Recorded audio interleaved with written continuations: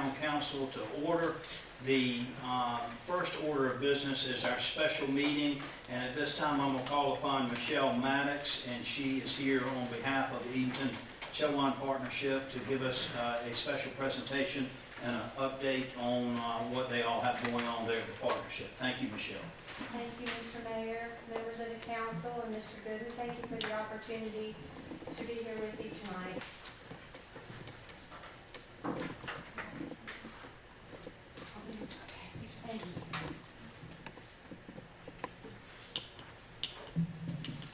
The Edenton Chowan Partnership is a 501c3 nonprofit dedicated to promoting, preserving, and enhancing the vitality of Edenton and Chowan County.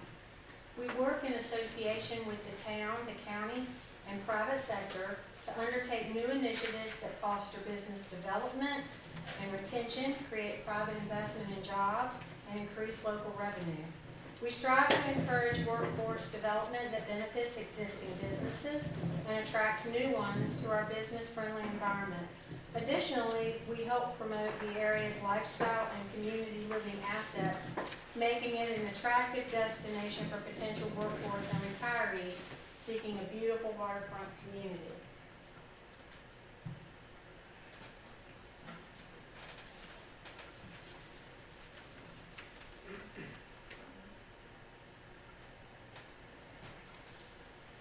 Our leadership is our board is comprised of a 15-member board of directors. Our chairman, Mr. John Dowd, is here with me tonight.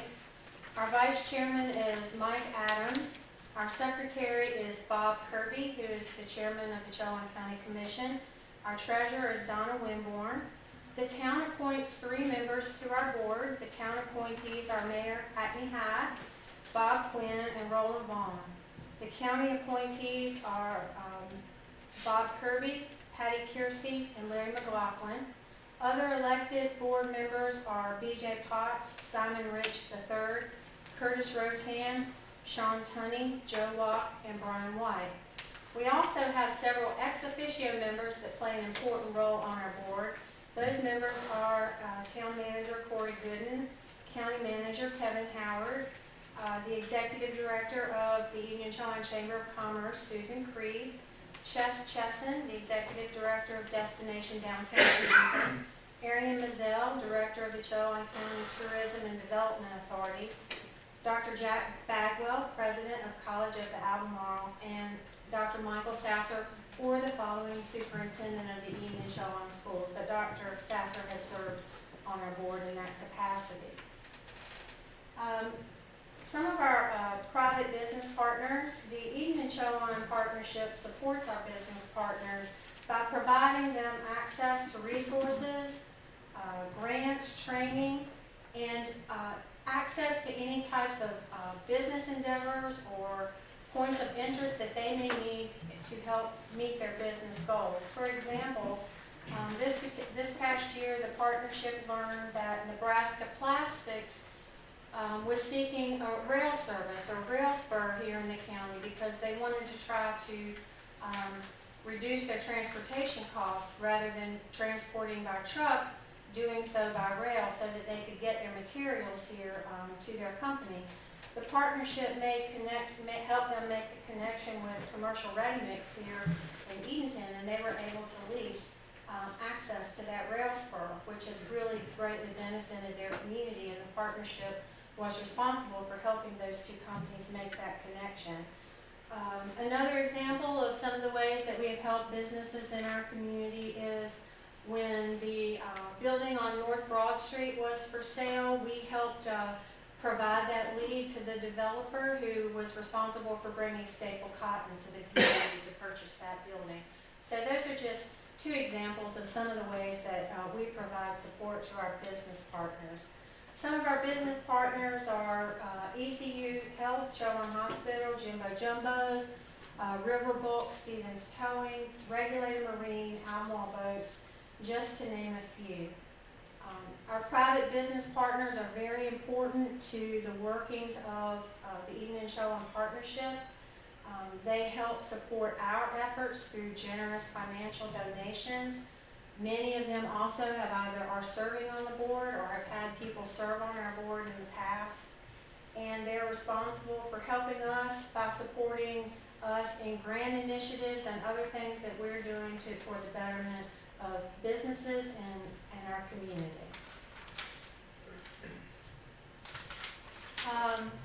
Some of the things, our board is unique in how they're organized because our members have decided that they are going to determine projects. And what they did is they surveyed each other and they identified several projects and developed committees that they believe will be important in support of the town's initiatives and the county's initiatives moving forward. Those project committees include the COA Small Business Center, supporting that and helping local entrepreneurs and people within the community make those connections with the Small Business Center to help them get established with their business here locally. Continued support of broadband in our community. Of course, the town of Edenton, with their job with 5, has done a terrific job as a gigabyte city. We continue to work with the county in further promoting internet access in the town with focused broadband through the state and federal grants that have helped fund that as well. Other projects and committees are going to be focusing on workforce housing, supporting the town in their efforts to try to bring more workforce available housing here, to support our businesses who are trying to not only retain employees that they have, but also recruit needed employees to their job openings. We're also going to be focusing on senior living. We have a committee that's going to be working with the town in promoting our airport and industrial park, and also in our efforts for fundraising to continue with our goals and initiatives moving forward.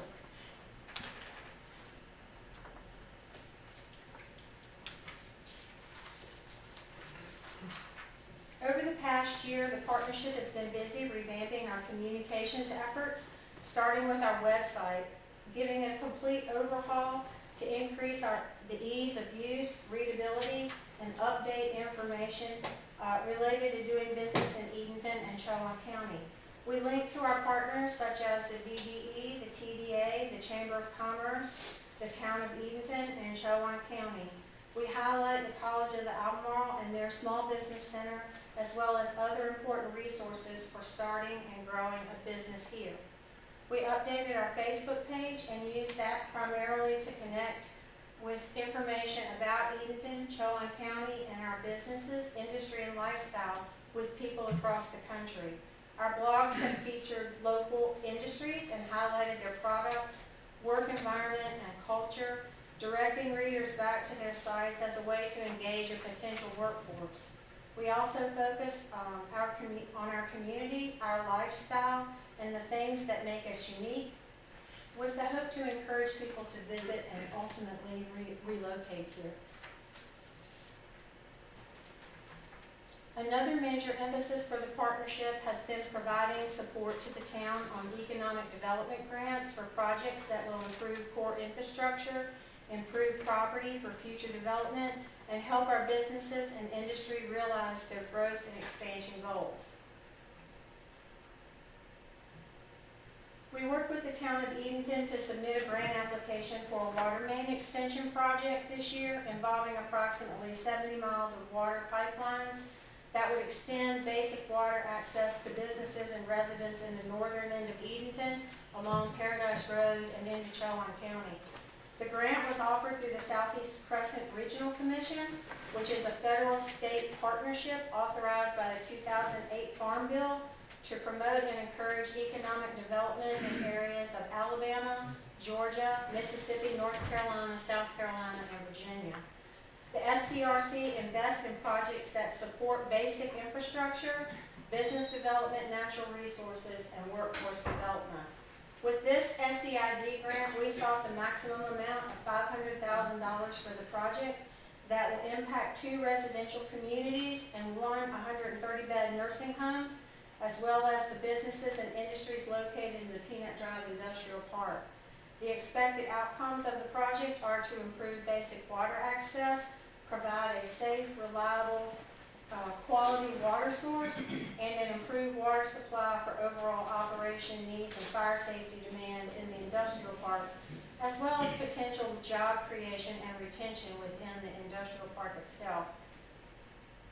last week, we received notice from the SCRC Regional Development Commission's director that they only moved projects forward this year that had their match in hand, and they encouraged us to submit in the next grant cycle, which will be later this summer and early next fall. This project is a large project, so the $500,000 was just one portion that we were seeking to try to help fund it. The town had already entered into a grant with the Department of Commerce for the remainder of that large portion of the grant. Unfortunately, we weren't able to get news on that they're going to make decisions on that in June. So we're still hopeful. We still have good feedback from the SCRC that they like the town of Edenton's project. So if we're successful in June with the other part of this funding for this project, then we're going to reapply this fall and this summer, hopefully to close that gap and be able to complete that project for the town of Edenton. The partnership has also submitted an application to the Golden Leaf Foundation for a $50,000 due diligence grant for Phase 2 of the Edenton-Chowan Airport Industrial Park. As you know, the partnership had the timber cleared on the site last year and reinvested the money to have 8 acres or 6 lots cleared of debris and become site ready. So far, one of those shovel-ready lots has been sold this year. If we are awarded the grant, it will allow us to complete the due diligence work required for further development of the industrial park and open the door for us to apply for site development grants through Golden Leaf for clearing the remaining lots and hopefully assist, because the town is a municipal provider, of expanding three-phase electrical into the industrial park. The ability to create shovel-ready lots in the industrial park will equip us to have a viable land option for businesses and industries to locate in Edenton and have the potential to support future growth at the adjacent Northeastern Regional Airport. Investment in the industrial park will better situate us to attract aviation-related industries and support services to promote and grow our aviation assets and provide added value to the airport. We submitted the application on March 13th. We had a site visit with Golden Leaf representatives on April 25th, and we've since responded to some additional follow-up questions. We received a phone call May 16th that the application had been reviewed by Golden Leaf staff and will be presented to the foundation board on June the 6th. It is our expectation that we will be notified that day whether or not we receive the grant. So, fingers crossed. Okay. In addition to grant writing, the partnership also provides grant management support to the town with open building and reuse grants through the North Carolina Department of Commerce. The partnership meets with these businesses and writes required semi-annual reports for the town on progress toward meeting goals for job creation and work completed for renovations and expansions. So far, we have assisted with the details and paperwork required to successfully close 2 grants in the amount of $225,000, one for regulated marine in the amount of $200,000 for a building expansion they had on their facility, and one for Herringbone Hospitality in the amount of $25,000 for the renovation of the facility where they are. There are 2 remaining active building and reuse grants we continue to partner with the town on. Those are a $500,000 grant for Daedalus Yachts for renovations at their Anchors Way location, and another in the amount of $150,000 for renovations at Albemarle Boats. Both have job creation expectations tied to the grant through the Department of Commerce. Daedalus has a job requirement of 67 additional jobs, and Albemarle 21 new jobs. The Edenton Partnership is committed to providing support to the town of Edenton in any way that we can, with ongoing projects and future endeavors that are important to the town and the council and the community in which we serve. The town of Edenton is a very important partner of the Edenton Partnership. Your goals and the things that you all want to see to benefit the town and the county are important to us, and our goal is to try to provide any additional resources and services that we can to help town leadership obtain and meet their goals. We are grateful for the financial support that the town provides the partnership to continue to work on important economic development programs and initiatives for the betterment of our community. We value the opportunity to make a difference in the community we love. Thank you very much for this opportunity, and I'm happy to answer any questions that you might have. Michelle, I don't have any compliments, but just a thank you to you and John Dowd and all the others for all your hard work on behalf of the economic development here in Edenton and Chowan County. It's very much appreciated. And also, Michelle is a very humble but gifted grant writer, and we're lucky to have your expertise working on our behalf. And so I wanted to thank you personally along with all the others. Thank you. Happy to do it. Is there any other questions of Michelle? Michelle, y'all just got some new board members, or the board flipped, correct? Yes, So how many new members do we have on the board? 5. And who are they? 5 new board members. I knew you were going to ask me that, so I wrote it down. Donna Winmore, she's our new treasurer. Scotty Sykes rotated off the board, and she was nominated and elected and is serving as treasurer. Curtis Rotan, Sean Tunney, Joe Walk, and Brian White. Thank you. How often do you meet? Once a month? Once a month, usually it's the second Thursday of every month.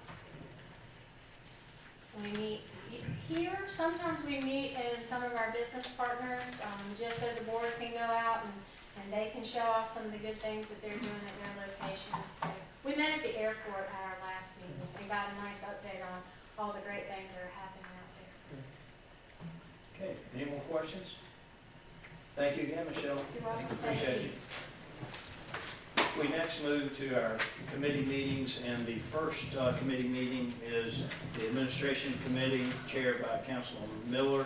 And Councilman Miller, you can talk to us about the electric purchasing agent job description and salary classification. Yes, we will, Mayor. Mayor, in light of Bud Powell's recent retirement as the town's purchasing agent and special projects manager, our new electrical director, Hunter Chamberlain, is requesting the town to consider changing Bud's former job description to that of electric purchasing agent at the same salary grade.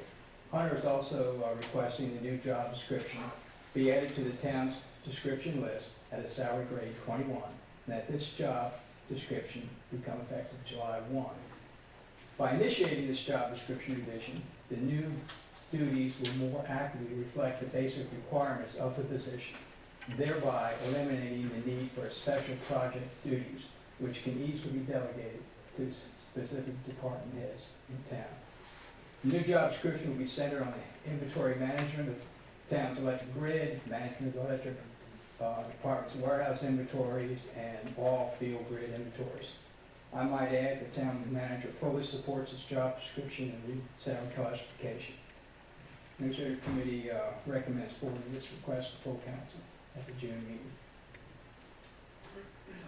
Anybody have any questions regarding that? I think Corey Gooden has some more information if you have any questions, anything you'd like to add, Corey, to that? Just the, one thing for this is we all knew that there would be some succession planning that we need to do around this role after Mr. Powell retired. We do miss him very much, and for this job, in addition to the normal roles that this position oversaw with the current inventory of materials and supply there at the electric department, there were so many other items that Mr. Powell would assist with for special projects for various departments.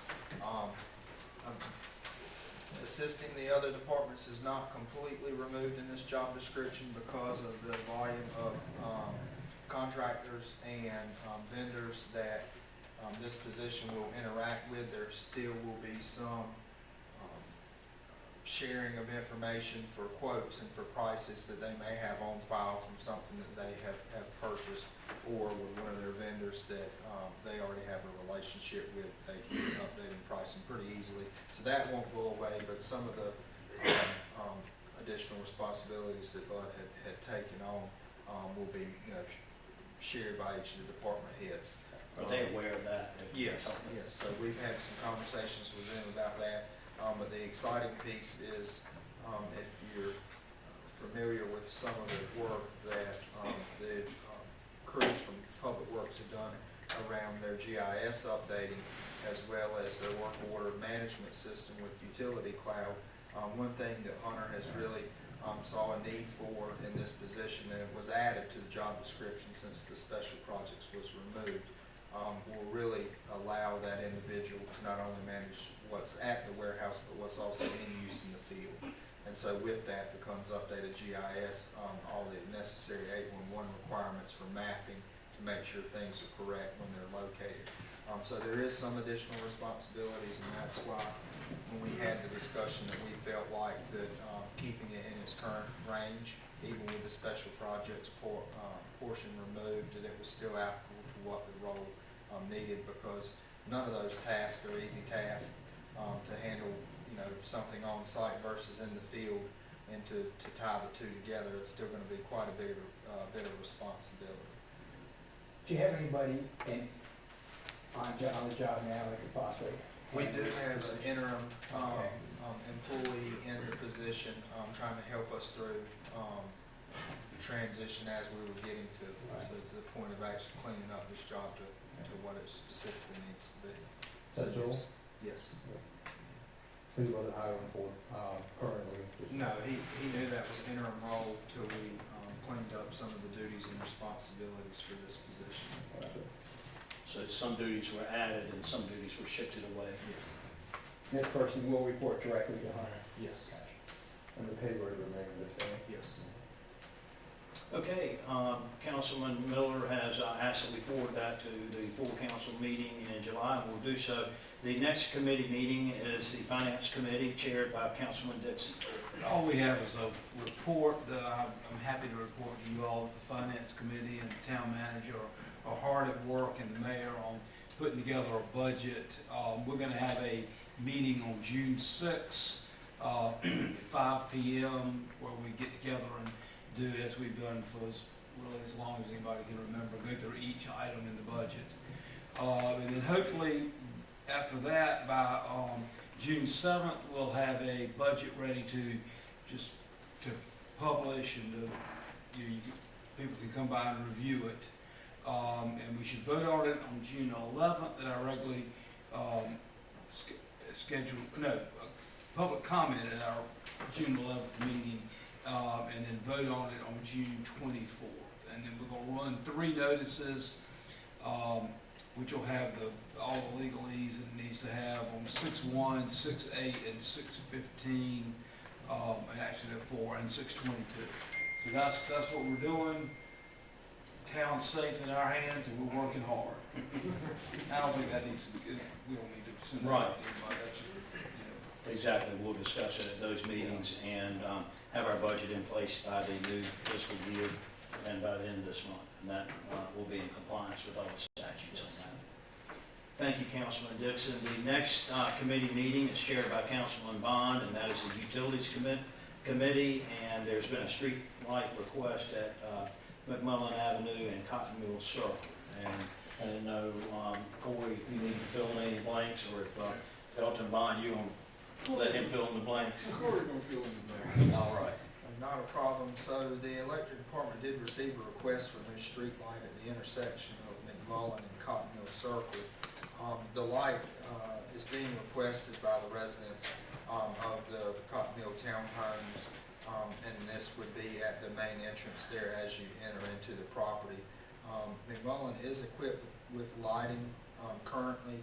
However, after going out and surveying the area by the electric department, we did determine that there was a 225-foot gap between the 2 closest street lights, and when you look from that intersection to either one, the distance to the closest available street light was roughly 110 feet away from that driveway.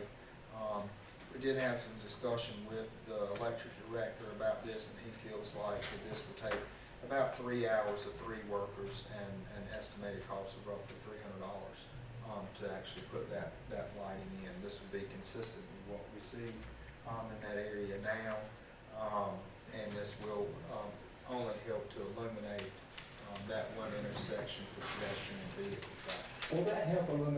pool in that area?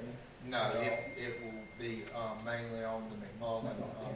just near the intersection. It will not actually go onto the interior of the property. And if there are other citizens out there that find they've got a gap that's like, for example, 225 feet, is that simply a matter of them making a request and then our electric department going out there and taking some measurements and taking a look at it? That's right, and this is the first request we've had in a while for an additional lighting. I remember one probably 2 years ago out near the Morgan Park area, near the intersection. Most of the residents are pretty good about letting us know if there's a fixture that isn't working properly, either a time of day sensor may have gone bad, or maybe the bulb's out and it needs to be replaced. And a lot of residents will help us and typically put something on that pole, and then we'll go out and check it. We don't get a lot of additional requests for additional lighting, but this is something that council would need to approve if they decided to add that there. And staff and the electric department recommend that we move that to July and vote on it in July, is that correct? That's correct, Is Mayor. that good with you? Is there a way to streamline it, but does that have to come before us for additional lighting? Anything within those street right-of-ways, from sidewalks to road improvements to any type of utility changes, the way the ordinances are set up does require council approval. If you remember, when we added the temporary speed humps on Robin Lane, that was something that the temporary status didn't allow that, but anything on a permanent basis does require council approval. Corey, when a system goes out or there's a problem with it, do we automatically switch over to the new LED then? Or, you know, in some areas, you see how they've gone over to the small structure that is much brighter. They do. When do we decide that? So so fixtures are determined on basically the scale of the road. We're talking about secondary roads versus primary roads versus these high-use roads. We had some discussion around that earlier today, depending on the lighting need based on the road size. But even when we have to modify maybe like a historic fixture, we do have the ability to change the internals to get the more efficient bulbs in there. And they've done that in multiple places across town, so they can upfit those, and they do that like regularly. Okay, any other questions? Okay, our next and last committee report is the Public Works Committee chaired by Councilman Costa. Hey, Mayor, just one agenda item, pursuant to the Bureau statute and adhering to the current town ordinance, the town administration and the Public Works Director is requesting that we implement a ordinance preventing any any yard debris or grass clippings and any leaves from being displayed on public town streets to prevent any backup or any blocking within the town's sewage line or storm drainage. Sorry, lost my place. Historically, there's been some issues with that, just blocking the storm drainage. So to prevent that, we're requesting that it no longer be displayed on any town street. So it's recommendation of the Public Works Committee that we move that on the full council for consideration. Okay, thank you, Councilman Costin. And I talked with Manager Gooden about this earlier today, and so the general public will hear about it at least twice if they pay attention to our meetings tonight and in July. And the big issue is when you have yard debris and grass clippings is to put them kind of in or around your driveway apron and not actually right there beside the curb or actually in the street. Because we've seen several examples of that blocking our stormwater drainage. Is that kind of the gist of it?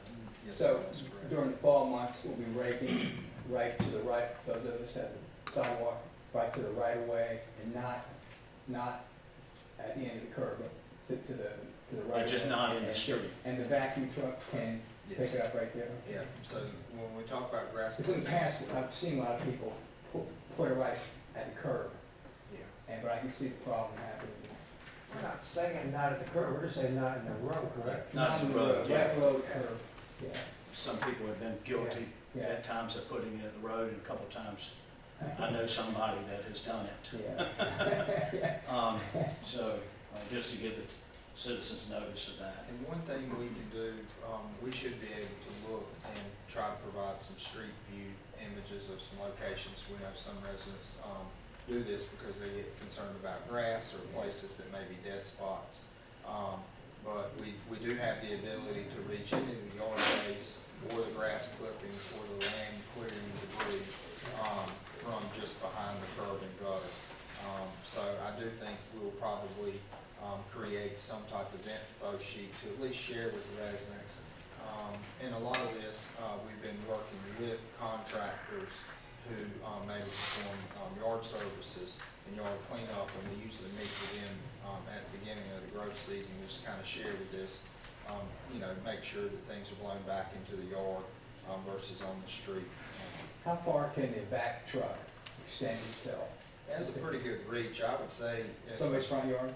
Yeah, I would say if someone's within 3 or 4 feet of the back edge of the curb, they're in a really safe zone. We can get further than that. The only concerns when you get kind of past that point is if there's overhead utility lines trying to stretch out, 6 or 8 feet, you may start worrying about that boom hitting something. But the whole point here is keep it out of the street. Yes. Any other questions? Thank you, Corey. Thank you, Councilman Costa. That concludes our special meeting and our committee meetings tonight. We will be asking to go into closed session next per North Carolina General Statute 148-311.11A5 to instruct our Town of Edenton staff on the position to be taken on behalf of the town in negotiating the price or other material terms of the contract. And at this time, I would seek a motion and a second for us to go into closed session pursuant to that statute. Got a second, motion and a second. All in favor indicate by saying aye. Aye. Okay, any opposed? Okay, we'll go into closed session now for that purpose. Thank you as always, everyone coming, and we'll see you in July.